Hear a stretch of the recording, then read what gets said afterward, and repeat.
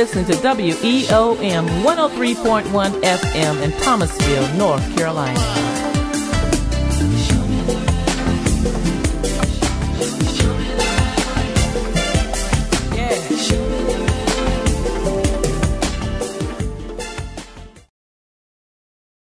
You're listening to KD and the Motor Mouth Show on 103.1 FM, WEOM, Thomasville, North Carolina.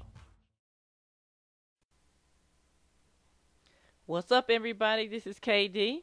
And this Motor Mouth here.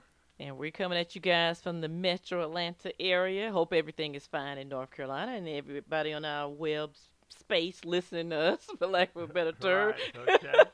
Hope all is wonderful with you guys. But I tell you what, wonderful or not, the world has gotten to be a pretty crazy place lately. Would you say, Motor Mouth? Everything. Ooh-wee. Everybody and everything is just going berserk. Yeah. You know, I'm thinking about that guy. I can't think of what church he was actually with. But you remember, Motor Mouth, there was a preacher a couple months ago that predicted that the world was going to blow up. Well, we supposed to blow up this past spring or something, right? Right. I can't remember this guy. But long story short, you know, he corrected and said all chaos is occurring because technically we're supposed to blow up, December the 21st? Yeah, well, you know, from the Mayan calendar, they got her somewhere around there about December the 11th 21st. or 12th or somewhere around there. Then other people got their other little prediction, you know, right around the same period. Yeah, but it's interesting to me because sometimes, you know, I don't know if this guy's off the chain, as they say, if he might be on to something because there's so much going on. It was hard to focus on what to actually try to skim this week. But we're going to skim over a few things. Like, you know, this reminds me of what was going on with Delta. The first thing we're going to wrap up a little bit. Right, The Delta back in the day when they had that little dispute continuously going on with the pilots and the flight attendants and the union. Exactly. I remember that. Yeah, I mean, it was a hot mess. Yeah. And as a result of it, folks that were just trying to get on a plane and go somewhere was caught up in the middle of all kinds of craziness. You know, flights being delayed and canceled and, you know. All kinds of stuff. Yeah. Chaos, yeah. But, you know, American Airlines, unfortunately, is kind of going through the same thing right now. Exactly. I've been hearing that. Yeah, and I think they're actually in bankruptcy. I think they're operating, but technically in bankruptcy. Well, that's just like Delta. Yeah, that's bankruptcy. Yeah, I remember that. Yeah. Like I say, it just kind of gives me a flashback of everything that happened with Delta. But long story short, you know, the American Airlines, they're having a dispute. And, you know, it's in the headline news on a different level because as a result of the union dispute, it's going on with the pilots again. Exactly. American is canceling all these flights. They got a bunch of unhappy, pissed off people. I heard they had a large number. I think one day it was 600, 700 flights. Oh, yeah. It's getting kind of crazy. But what's going on is, you know, the pilots are calling in saying that they technically have maintenance issues, and they're calling in sick, and, you know.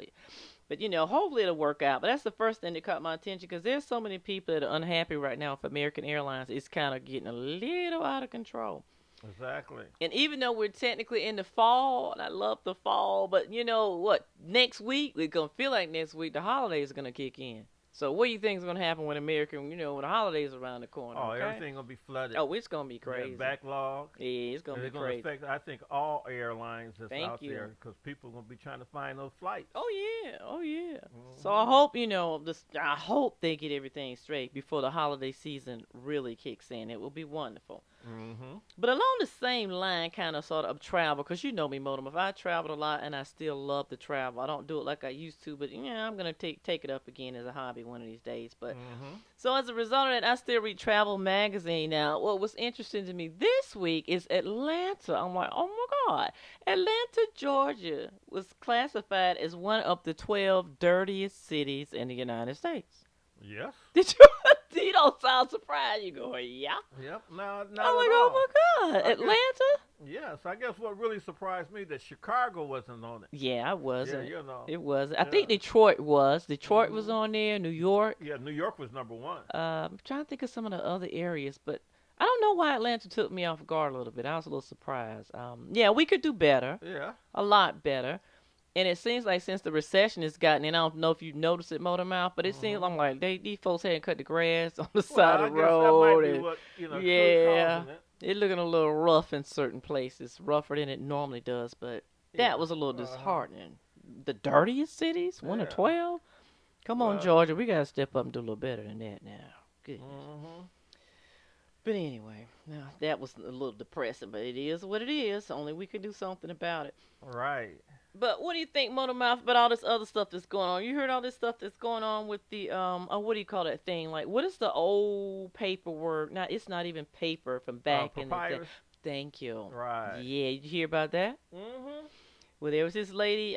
Don't quote me if I'm wrong. I think she was at Yale University. It was either Yale or Harvard. Right. I'm thinking Yale for some reason. Mm-hmm. But long story short, this lady came out and said, "You know what? I found a piece of paper, and it was on papyrus paper."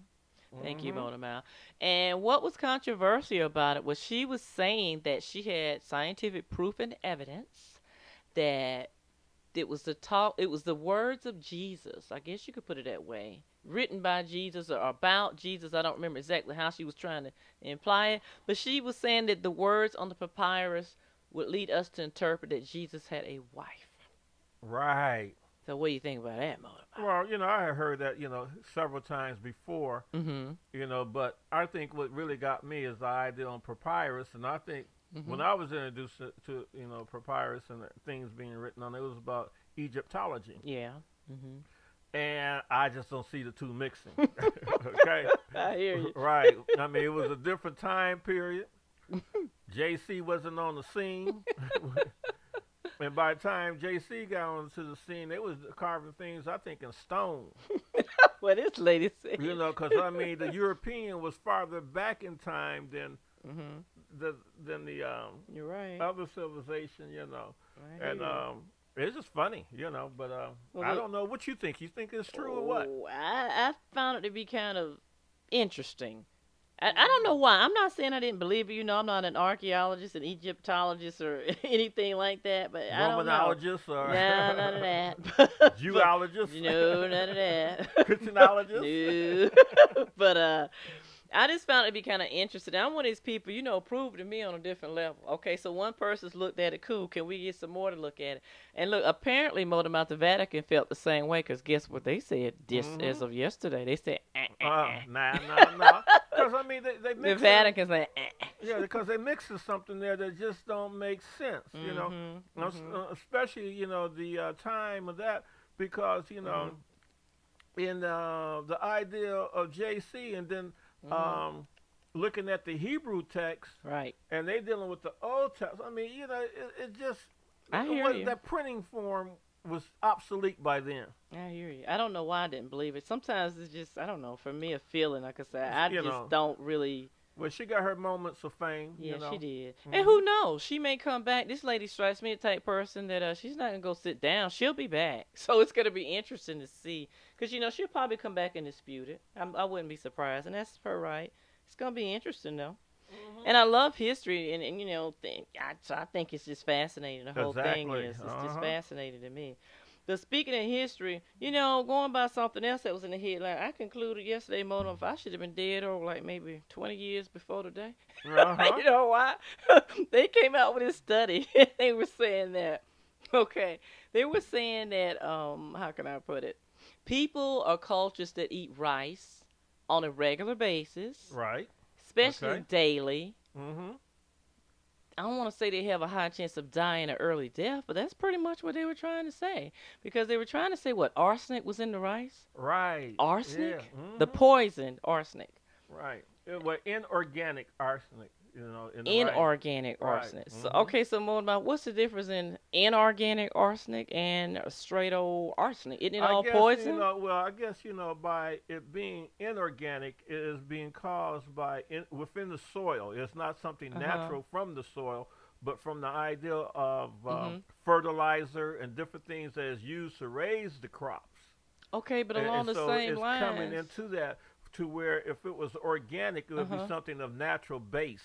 Because organic mean naturalness, But I think now, because, Dr. Oz, I was looking at this rerun of Dr. Oz. He even did a show with a segment on it. Yeah. Because I guess so many people were a little, concerned about it, which is understandable. I know I'm a Carolina girl by birth, and I ate a lot of rice. I didn't really realize how much rice I grew up eating until I moved to other areas and travel. I'm like, I guess I do eat a lot of rice. You just eat rice with everything. Yeah. But they were saying that Dr. Oz was trying to say that the rice is, well, I guess it's like you're saying organic. He's saying it's a natural byproduct of it, so it doesn't matter whether it's white rice, wild rice, brown. It doesn't make a difference. Arsenic is a normal byproduct. Now my question is, okay, so what are we supposed to do about it? I mean, but he was saying you just wash it before you cook it. Yeah, well, but that's not only, but I mean, how you gonna wash it and do your Kellogg's Crispy, Rice Krispie? No, or you didn't mean Rice Krispies. No, it's also in that. I didn't think about Rice Krispies. It's in your cereal, rice, and all of that is already having embedded in there. So you're saying like all rice and their byproducts and everything? Well, there was 60 American products that had it. They found in okay. there. So I didn't read all of that. I was just stuck on the rice thing. Like a better rice. Right. From I guess it might be reduced a little bit from that being processed. Right. Right. That's what Dr. Oz was trying to imply. Right. And but Dr. Oz just implied everybody. He's like, whatever you do. And what's interesting, he was saying that the brown rice and the wild rice, because everybody's kind of on a health kick now. Don't stop eating it was his advice. I'm like, okay, so what do you do? I don't know. All I know is it would be hard for me to not eat rice. Very hard. But he's just saying wash the rice before you cook it. Then you because I put it in the pot, I do the water, and I just, I don't do the fancy rice cooker thing and all that. Well, I know when we was growing up, and the way we cooked the rice, we would cook it, boil it, and then afterwards we would put, before it get really hard, soft, we would go ahead and strain it, wash it again. Are you serious? Yes, we washed it about 2 times or 3 times. My mother did it. Yeah. Wow. And everything because of issues like that. Well, technically, I should have been dead 20 years. Yeah, I should have been dead 20 years before today. There are other things in that rice too that wasn't kosher for our bodies. What kind of rice was you eating, Motor? Uncle Ben's. I grew up on Uncle Ben. I grew up. I think what was popular? Uncle Ben. I'm thinking Mahatma or something. This little guy with a little turban on it or something. And then we had Uncle Ben's was a special occasion in my house. Well, you get no Uncle Ben's every day. Not being trying to real. be funny though. But Uncle Ben was a regular for us, an ancient mama grits and stuff like that. Anything that had our people on it is what we went with. Now, I don't recall any of our folks being on rice when I was growing up. Uncle I just Ben don't. Picture. Uncle Ben's? Yeah. You're right. He still is on there. Except they kind of redid him a little bit, updated they him a did your little mama bit. too updated. Yeah, and they ain't wrong for that. I don't like the new pancake picture. And I don't like that, but yeah, but that you're right. was it. You're right. I guess my parents being from the South and being up there in the North, they just want to keep the people in the house on the table in the cupboards.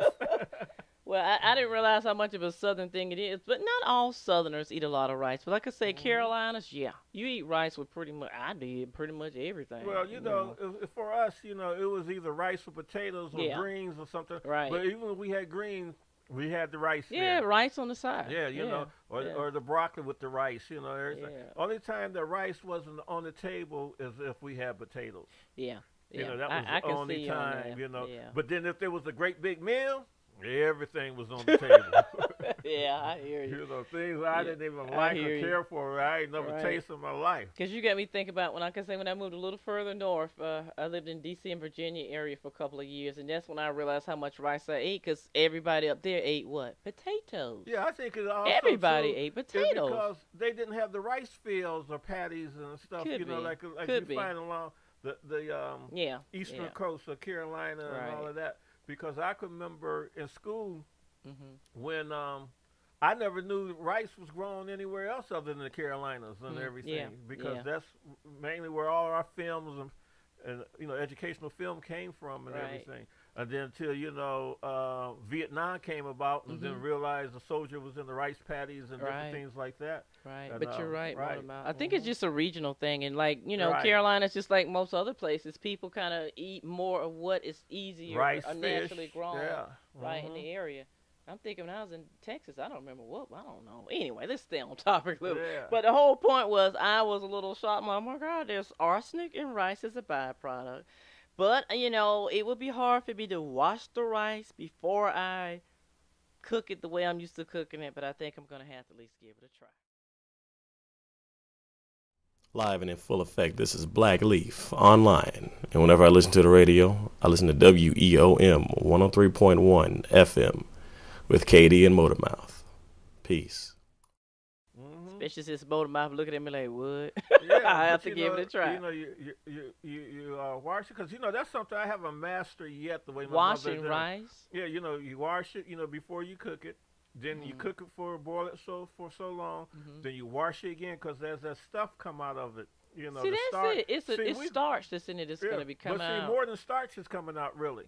So it's like a 2-wash process. Yeah, I know I'm making up stuff here, but Mm-hmm. that's still going to be foreign to me. But hey, anybody that knows me knows I am obsessed about cooking. I wash a bazillion things with anything. Oh, goodness. But rice, washing it like that, it's going to be different. I still do that practice when I cook now, rice and everything. With the rice. Sometimes I get it right and sometimes I don't get it right. It'd be too mushy, Yeah, that's what I'm thinking. Because if you wash it, you break it down to starch. Let's break it down to the scientific aspect of what's really going on. I mean, that's part of cooking. But you're going to wash some of the starch out. So wouldn't it change the texture, make it too soggy, like you say? No, see, it go too soggy. If you cook it too long the first time before you wash it again and take the starch out because you want to get all that starch out. Because the starch isn't good for you because that was clogged up the arteries of your system. Nothing good for me no more. Yeah. Can we eat anything? Gummies. I think I'm just done with eating. Okay. Speaking of alone, nothing is good for you anymore. Oh, my God. Okay, I'm sure you heard about this, too. You know there's been more recalls. There's always some recalls going on. You know that. Always. So if the rice wasn't bad enough, there's also this thing in the news about in the food industry. Over 30 people actually got sick. Had to go in the hospital and all that fun stuff. Over 30 people are sick across the country because of, guess what? Peanut butter. Yep. Peanut butter. Again. Okay? I'm like, this is getting really crazy. And I realized the first recall about peanut butter was, I think it was Trader Joe's peanut butter. And then it kind of spread to all the other different brands in different places. So, but... that's another thing that's going on. Peanut butter is actually being recalled. Uh-huh. Okay. But, and that's a little touch on the food industry. I guess the key behind all that is what? Watch what you eat. I don't know. Double wash your rice. I don't know. I don't know what you're going to do about your peanut butter. I don't know either. I guess the best thing about peanut butter is go the old-fashioned way. Get you some peanuts. Get those green peanuts. Cook them. Roast them. And Are then you serious? learn how to make your own peanut butter. You've made peanut butter? Yeah. I ain't never in my life seen nobody make peanut butter. What? Okay. We got to follow up on that one day. Make peanut butter? Okay. It don't taste nothing like the store I bet it doesn't. I bet it doesn't. No. I bet it doesn't. It's good. Okay, Well, we have to follow up and maybe we'll do a video or something how to make peanut butter. Because they used to make homemade peanut butter, homemade jelly. Well, yeah, the jelly and the jam, that. but the peanut butter? Right. Never seen no homemade peanut butter, Okay, let me say so. Yeah, well, you think they get it from making it in the can commercially because somebody started doing it? Yeah, okay. I'm thinking about, what's the man's name, Benjamin Banneker, if I'm recalling right? Mm-hmm. No, George Washington Carver. Right, the peanut man. Yeah, with the peanut butter. But anyway, that's just my little food update for the day. Can't really watch. You got to watch everything we eat because nothing seems to be safe anymore. That's all I can say. But along another industry, but still, the hot topic of the week that caught my attention was, and I actually talked to Earl Harrison over at WEOM a little bit about this. He was telling me, I don't know if you heard about this, Mona, that a lot of preachers have gotten together, African American and other ethnicities, but mainly black folks, let's keep it real, had gotten together and decided they were going to tell people to just stay at home on election day and not vote. Did you hear me? Just stay home and not vote. Yes. But, I understand their reason. Yeah, okay. But, over their reason and everything, I think that's the issue that they should deal with their own associations and everything a long time ago. Yeah. Before the situation got this far out of hand. Yeah.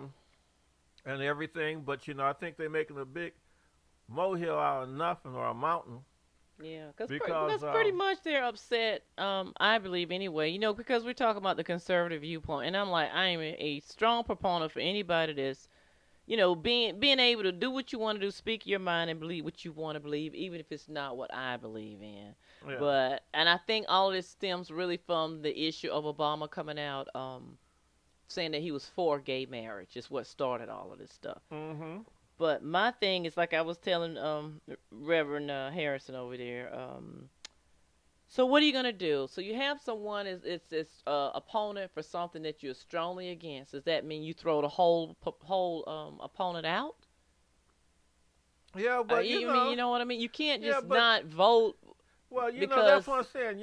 It's not showing. I mean, because everybody don't deal with their doctrine, okay? Because yeah. you're dealing with a person's belief is personally against someone's doctrine. There's Pretty so many much. different doctrines upon this planet, True. and I feel like this: if any of them had it right, we all be living in peace. Hello. Okay, so I feel I like agree. none of them have it right.